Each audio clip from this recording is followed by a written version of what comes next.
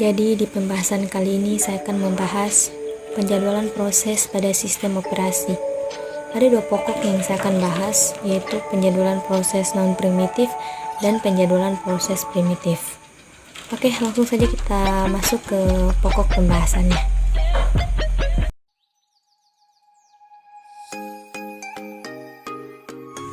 Oke, jadi yang pertama ada algoritma penjadwalan first in first out atau FIFO.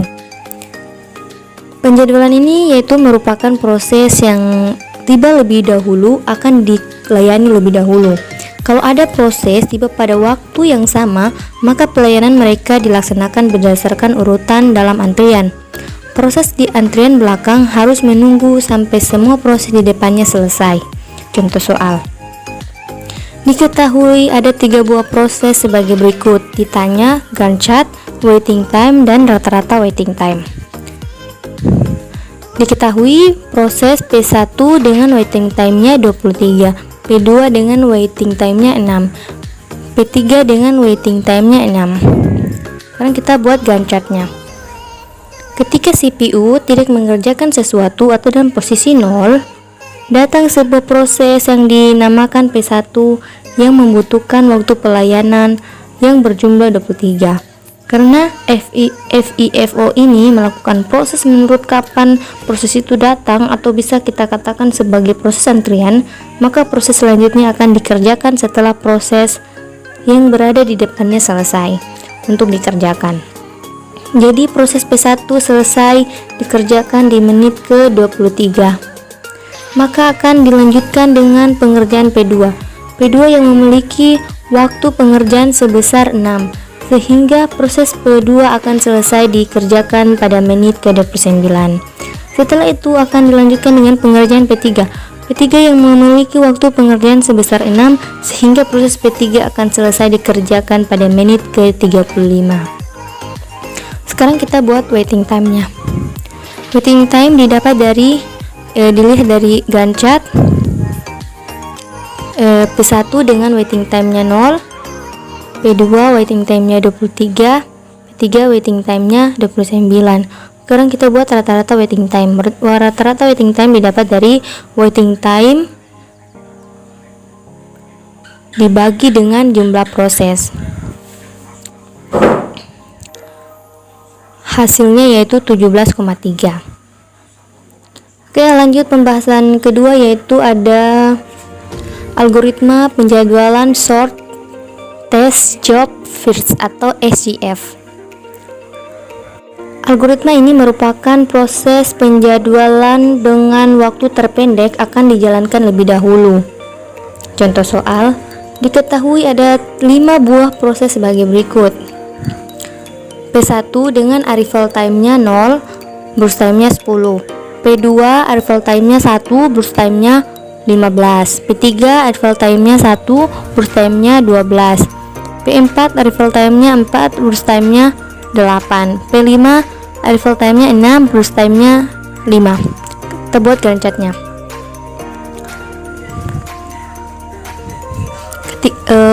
P1 dengan arrival time-nya 0 dan berhenti di menit ke-10. Kemudian datang P5.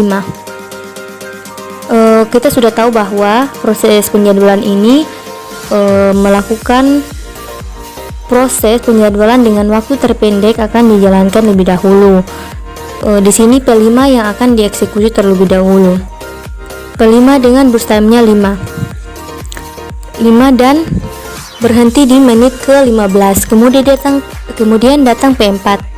P4 dengan burst time-nya 8 dan berhenti di menit 25. Kemudian datang P3. P3 dengan burst time-nya 12 dan berhenti di menit ke-35. Kemudian datang P2 yang terakhir, yaitu dengan burst time-nya 15 dan berhenti di menit ke-50. Sekarang kita buat waiting time-nya. Waiting time didapat dari Gantt chart dikurang dengan arrival time. P1 waiting time-nya 0, P2 35 dikurang dengan arrival time-nya P2 yaitu 1 sama dengan 34. P3 waiting time-nya 23 dikurang dengan arrival time 1 sama dengan 22. P4 dengan gunshotnya 15 dikurang dengan arrival time-nya 4 sama dengan 11. P5 waiting time-nya 10 dikurangkan dengan 6 dari arrival time-nya P5 sama dengan 4. Kemudian kita cari rata-rata waiting time. Rata-rata waiting time didapat dari waiting time dibagi dengan jumlah proses. Hasilnya yaitu 14,2. Oke, lanjut. Yang ketiga ada algoritma penjadwalan proses HRRN. Algoritma ini merupakan penjadwalan dengan prioritas. Proses tidak hanya merupakan fungsi untuk layanan, tetapi juga jumlah waktu tunggu proses. Begitu proses mendapat jatah pemroses, maka proses berjalan sampai selesai. Algoritma ini pengembangan dari SJF. Contoh soal, diketahui ada 3 buah proses sebagai berikut. P1 dengan arrival time-nya 0, burst time-nya 5. P2 arrival time-nya 4, burst time-nya 2. P3 arrival time-nya 3 dan burst time-nya 4. Kerencatnya menjadi P1 0 dan berhenti di menit ke-5. Pada saat P1 selesai dieksekusi, maka waiting sementara yaitu P2 sama dengan 1, P3 sama dengan 2. Prioritas P2 sama dengan 1,5, P3 sama dengan 1,5. Proses P3 mempunyai prioritas yang lebih tinggi sehingga dieksekusi setelah P1. Kerencatnya menjadi P1 0 dan P3 nya 5, P2 9. Waiting time P1 yaitu 0, P2 5, P3 2. Rata-rata waiting time-nya yaitu 2,23. Lanjut di pembahasan pokok kedua yaitu algoritma penjadwalan primitif. Oke, yang pertama ada penjadwalan round robin. Algoritma ini mengalir proses yang ada di antrian. Proses akan mendapat jatah sebesar time kuantum. Jika time kuantumnya habis atau proses sudah selesai, CPU akan dialokasikan ke proses berikutnya. Contoh soal, diketahui 3 buah proses sebagai berikut dengan asumsi kuantum sama dengan 3. P1 burst time-nya 23, P2 dengan burst time-nya 3, P3 dengan burst time-nya 5. Sekarang kita buat grand chart-nya. Ketika CPU dalam posisi 0, P1 datang P1 di menit ke-3, P2 datang P2 di menit ke-6, P3 di menit ke-11. Sisa P1 sama dengan 40, P3 22. Sekarang kita buat waiting time-nya. P1 dengan waiting time 0 tambah 20 sama dengan 20, P2 3, P3 23. Sekarang rata-rata waiting time didapat dari waiting time dibagi dengan jumlah proses. 20 tambah 3 ditambah 23 dibagi 3 hasilnya yaitu 15,33. Oke, lanjut di pembahasan kedua. Oke, yang kedua ini ada algoritma penjadwalan priority scheduling atau PS.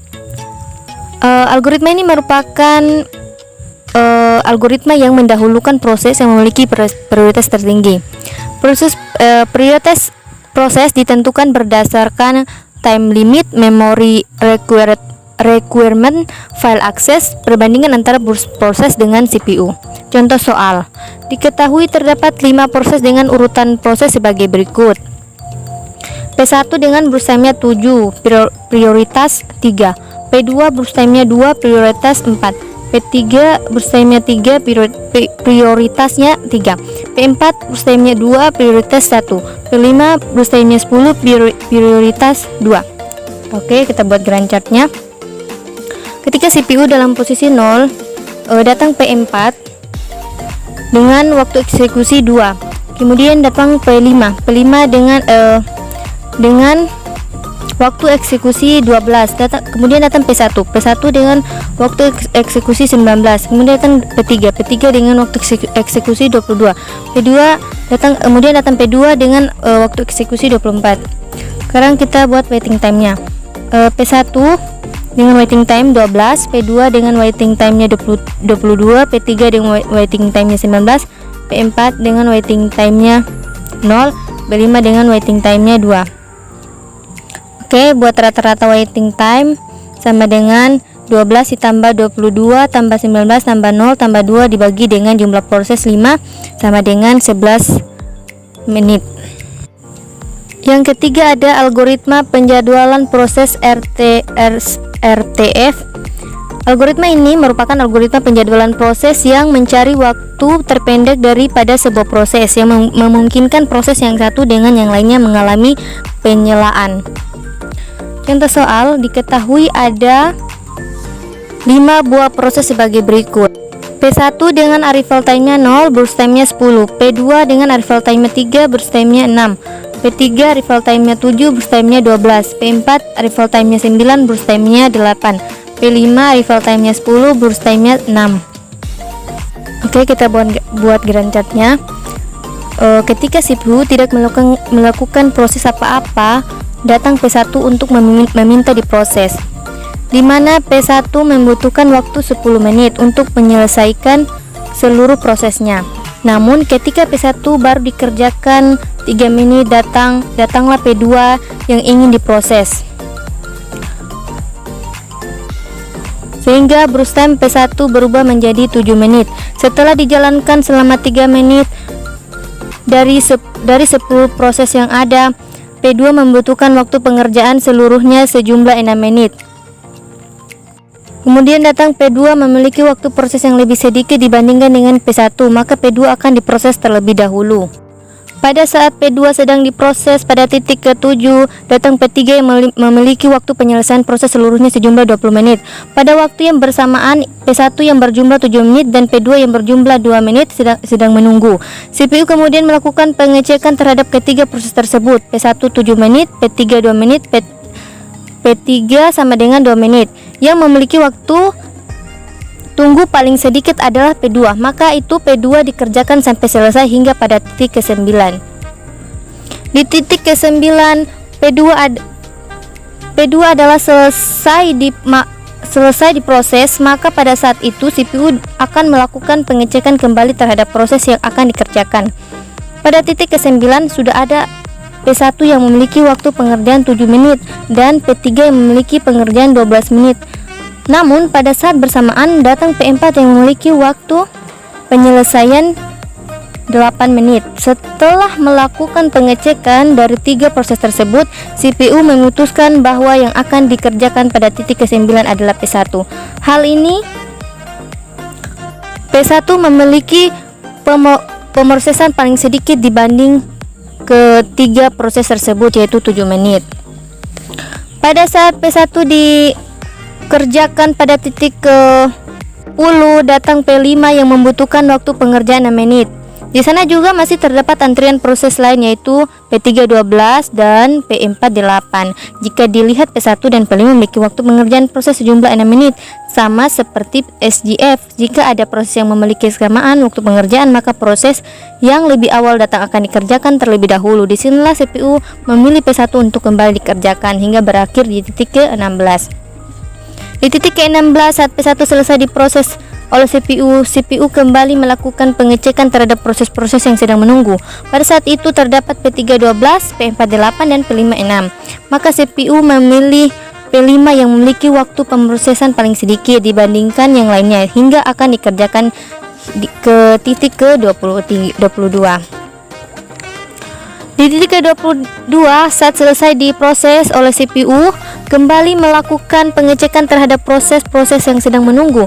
Pada saat itu terdapat P3 12 dan P4 8. Maka CPU memilih P4 yang memiliki waktu pemrosesan paling sedikit dibandingkan yang lainnya yang akan dikerjakan hingga ke titik 30. Di titik ke-30 saat P4 selesai diproses oleh CPU kembali melakukan pengecekan terhadap proses-proses yang sedang menunggu. Karena yang tersisa adalah P3, maka P3 akan langsung dikerjakan hingga ke titik 32. Maka waiting time-nya P1 menjadi sama dengan 6, P2 sama dengan 0, P3 sama dengan 23, P4 sama dengan 13, P5 sama dengan 6. Rata-rata waiting time sama dengan waiting time dibagi dengan jumlah proses.